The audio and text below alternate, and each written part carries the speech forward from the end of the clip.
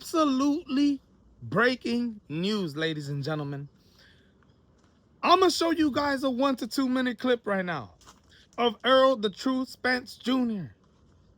breaking down exactly what went wrong leading up to that July 29, 2023 undisputed clash against Terrence Bud Crawford. And if you haven't seen this interview with Andre Ward and Errol Spence Jr. today, you're going to be absolutely shocked with what you're about to hear. I was shocked to hear about this. And I want you guys to let me know in the comments, whose fault is this? Is it Derrick James's fault as the head trainer of Errol the True Spence Jr.? Or is it Errol Spence Jr.'s fault? Ladies and gentlemen, first, check out this clip. And then I'm going to give you guys my opinion coming from both stances. Not just backing up Errol Spence Jr. here and not just backing up Derrick James here, but giving you my thoughts on both stances. It's absolutely shocking news, man. Check this out. Going into that camp, you and Derrick have any conversation like, look, this is how we got to get down for this fight, strategically, or even, you know, your strength and conditioning? Did y'all have any talks about that going into that camp? Nope. Come on, EJ. Nope. Biggest fight of both of y'all's career. Man, that camp was booked. The whole camp? Yeah, bro. Like, I didn't spar probably like, what, 6 weeks? Yeah, 6 weeks. Yeah, like 6, 7 weeks. Like, I didn't, no sparring, like, you know, it was just a lot of stuff that went wrong in that camp. Like, even like before that, like the sparring partners, like the guys didn't fit. I ain't had no southpaws in there to spar, none of that. Like, it was all out of whack. Whose job is it to pick the sparring partners and to have that stuff on point? Derrick, he the teacher, right? So when you're not sparring, what are you saying to him? I mean, we just working the miss. The whole time, you just working miss. Like, you would think he would put on some gloves and have me like blocking shots and like, and not, but it was none of that. I'm getting whooped right now. Nah, man, that's crazy. They didn't see me spar. Ain't nobody see me sparring, baby. 2 weeks out? 2, 3 weeks out. I didn't spar 6 weeks out. Brother, come on, bro. Like, I ain't spar 6 weeks out. Like, oh, that's hurting my head. I had Wow. So the dude is heading into the biggest fight of his career. The biggest fight of his career. And Derrick James doesn't make Errol Spence Jr. spar? 6 weeks out of the event, he wasn't allowed to spar. 1 week, 2 weeks, 3 weeks, 4 weeks, 5 weeks, 6 weeks, almost 7 weeks leading up to the event. Dude. And Errol Spence Jr. says, not a single southpaw in his training camp. Not a single southpaw.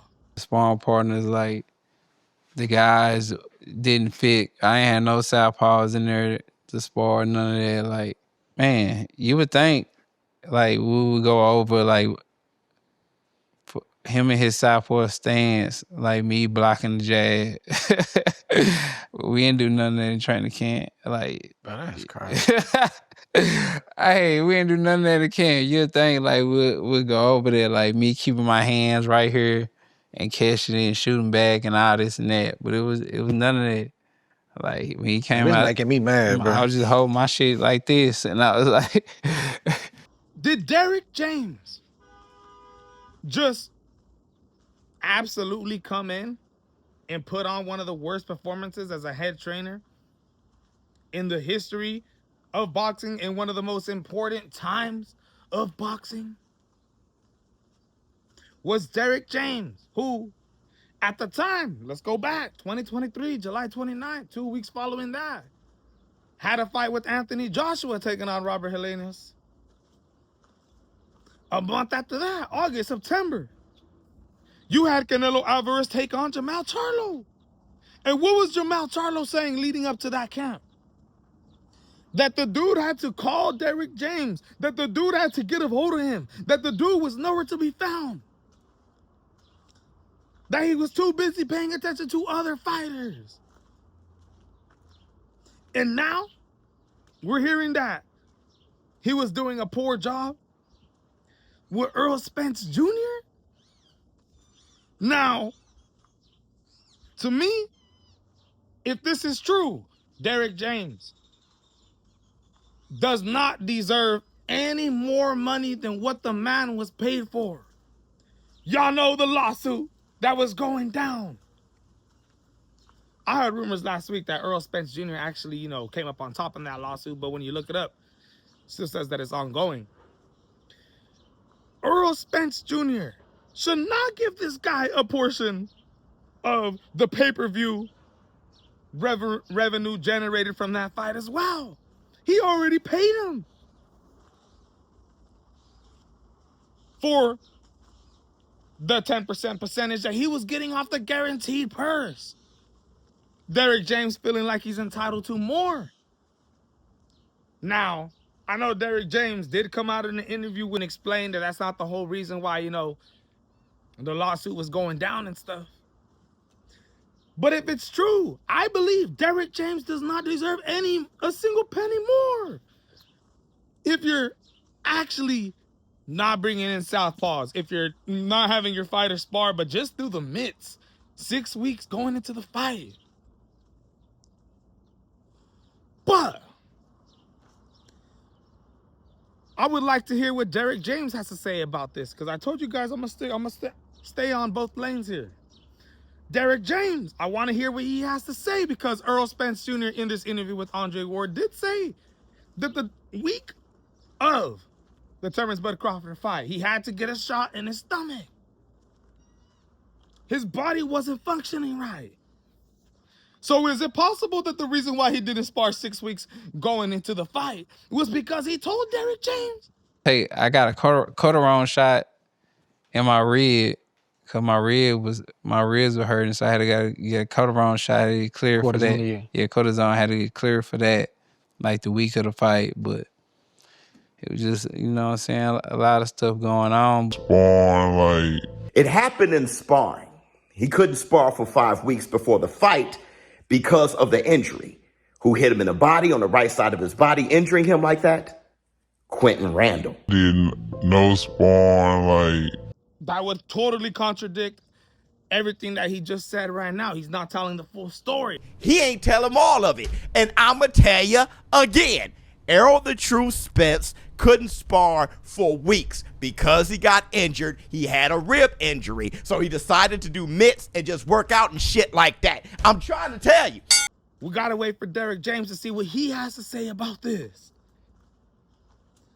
I know that Terence Bud Crawford and Terence Bud Crawford fans ain't gonna like this. Him himself and his fans ain't gonna like this. It's discrediting the win, the skills that Terence Bud Crawford showed us on that fight. Now, the question that I have is, yes, it's possible that Derrick James was just being a shitty trainer.